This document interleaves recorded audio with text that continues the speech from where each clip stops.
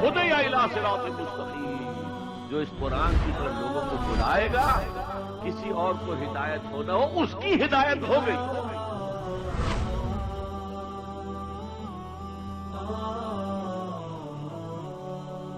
مفرد اسم کی بحث کے آخر میں مفرد اسم ہم نے پڑھا، اعراب سے حالت پڑھی، وسعت پڑھی، عدد پڑھا اور جنس پڑھا۔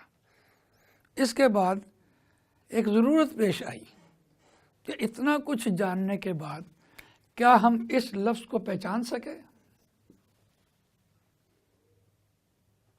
کیا ہم اس لفظ کو پہچان سکے؟ یقیناً نہیں پہچان سکے۔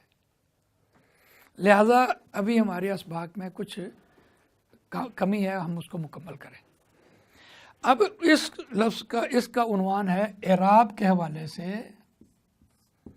اعراب کے حوالے سے الفاظ کی پہچان، اعرابی اعتبار سے۔ دیکھیں، اعراب سے جس لفظ کے اوپر اعراب لگائے جائیں اس کو مورب کہتے ہیں۔ کیا کہتے ہیں؟ ہاں، اعراب کے حوالے سے اس کی دو اقسام ہیں، پہچان کے اعتبار سے اور اعراب کے حوالے سے اس کی دو پہچانیں، ایک کو کہتے ہیں مورب اور ایک کو کہتے ہیں مبنا۔ مورب کریں یا مبنی کہیں یا مبنا کہیں، بات ایک ہی ہے، اس کے الفاظ کے بحث میں نہیں پڑھنا، تلفظ میں چلے گئے۔ مورب کسے کہتے ہیں؟ جسے اعراب دیا گیا ہو، اور مبنا اعراب کے بغیر ہوتا ہے۔ ٹھیک ہو گیا؟ اب دیکھیے، جب ہم یہاں تک پہنچتے ہیں تو کسی بھی اسم کے جو ہم نے گروپس بنائے تھے حالت کے اعتبار سے وہ صرف 3 ہی تھے، چوتھا کوئی نہیں ہے۔ فاعلی حالت اور مفعولی حالت اور اضافی حالت، یہ 3 ہی تھے۔ یہ مورب کے بھی 2 حصے بن جاتے ہیں آگے۔ ایک کہلاتا ہے منصرف اور ایک ہوتا ہے غیر منصرف۔ یہ منصرف اور غیر منصرف جو ہوتے ہیں ان کو ہم کہتے ہیں پھر جانے والے، اپنے اعراب کو تبدیل کر لینے والے، پھر جانے والے۔ تو منصرف الفاظ ایسے ہوتے ہیں جو حالت فاعلی سے مفعولی میں اور مفعولی سے اضافی میں اپنے اعراب کو بدل لیتے ہیں۔ اس کی تقسیم بھی بڑی کمال تقسیم ہے۔ جب ہم نے اس کی بنیاد یہ بھی رکھی تھی کہ ایک ذاتی نام ہوتا ہے اور ایک صفاتی نام ہوتا ہے، تو اس کی تقسیم یہاں تک اثر انداز ہوتی چلی جاتی ہے۔ دیکھیے، ایسے الفاظ جو حالت فاعلی سے ان، اور ان اپنے اعراب کو بدل لیں وہ منصرف کہلاتے ہیں۔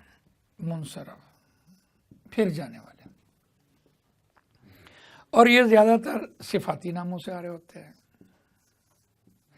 میں نے زیادہ تر کا لفظ استعمال کیا ہے، ہم اس بحث میں نہیں جاتے۔ ظالمن، ظالمن، ظالمین، کافرن، کافرن، کافرین۔ اس میں جب ذاتی نام کہہ رہے ہوتے ہیں، ذاتی بھی 5 انبیاء کرام کے نام ہیں، جن میں محمد ہے، نوح ہے، لوط ہے، ابراہیم ہے۔ تو یہ اس طرح سے الفاظ جو ہیں وہ بھی آ جاتے ہیں، ذاتی بھی آئی جاتے ہیں، لیکن بہرحال زیادہ تر وہ اپنے اعراب کو بدل لیتے ہیں۔ ایسے الفاظ جو حالت فاعلی سے مفعولی اور مفعولی سے اضافی میں اپنے اعراب کو بدل لیں ان کو منصرف کہتے ہیں، اور صفاتی نام سے آ رہے ہوتے ہیں، اور وہ تنوین قبول کرتے ہیں۔ تیسری پہچان کیا ہوگی؟ تنوین قبول کرتے ہیں۔ اور دوسری نمبر 1 کیٹیگری یہ تھی۔ دوسری کیٹیگری اس میں یہ آئے گی کہ غیر منصرف الفاظ ایسے الفاظ جو حالت فاعلی سے مفعولی میں اور مفعولی سے اضافی میں اپنے اعراب کو ایک جیسا رکھیں۔ فاعلی سے مفعولی میں تو تبدیل ہو جائیں، لیکن مفعولی اور اضافی میں ایک جیسے رہیں، اور وہ الفاظ غیر منصرف کہلاتے ہیں۔ اور وہ زیادہ تر وہ بھی ذاتی ناموں سے آ رہے ہوتے ہیں۔ مثلا ابراہیم دیکھیے، احمد دیکھیے، اسود دیکھیے، تو اس طرح سے یہ ابراہیم، ابراہیمہ۔ بڑی ایک دلچسپ بات یہ ہے کہ اگر ہم یہ کہتے ہیں احمدو، تو احمد تو ہو گیا، احمدی نہیں ہوا. وہ ترک سے ترکی ہوا، سندھ سے سندھی ہوا، بلوچ سے بلوچی ہوا. اگر وہ بلوچی ہے تو یعنی بلوچستان کا رہنے والا باشندہ ہوئے گا.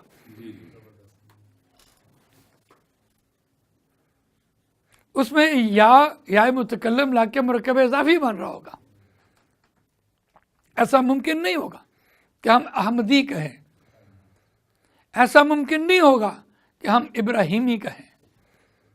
اگر ہم ابراہیمی کہتے ہیں تو بہت بڑا اشکال پیدا ہوگا.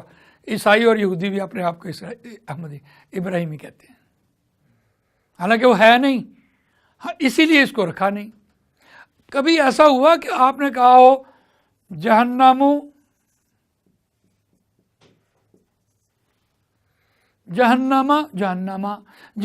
نہیں ہوتا.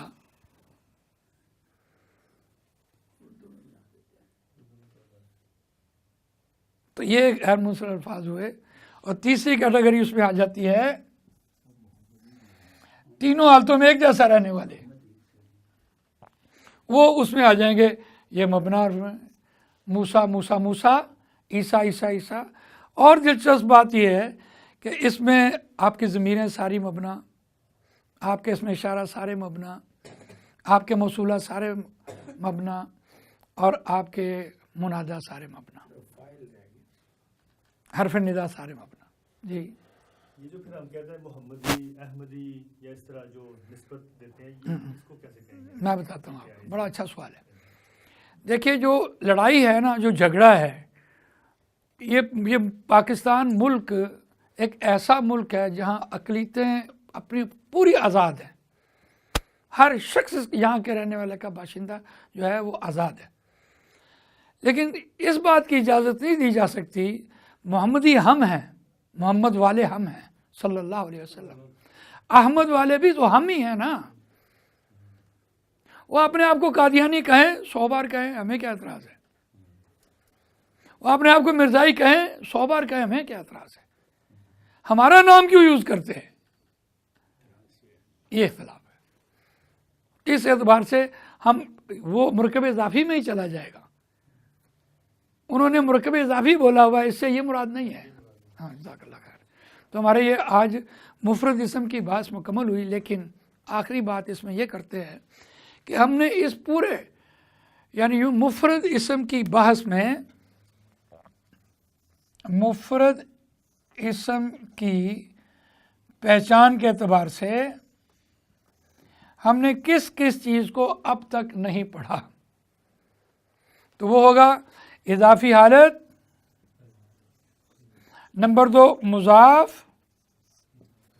اور نمبر 3 تثنیہ کی 2 آوازیں، نمبر 4 جمع کی 2 آوازیں، نمبر 5 مؤنث میں 2 آوازیں تثنیہ کی، اور مؤنث میں جمع سالم کی 2 آوازیں.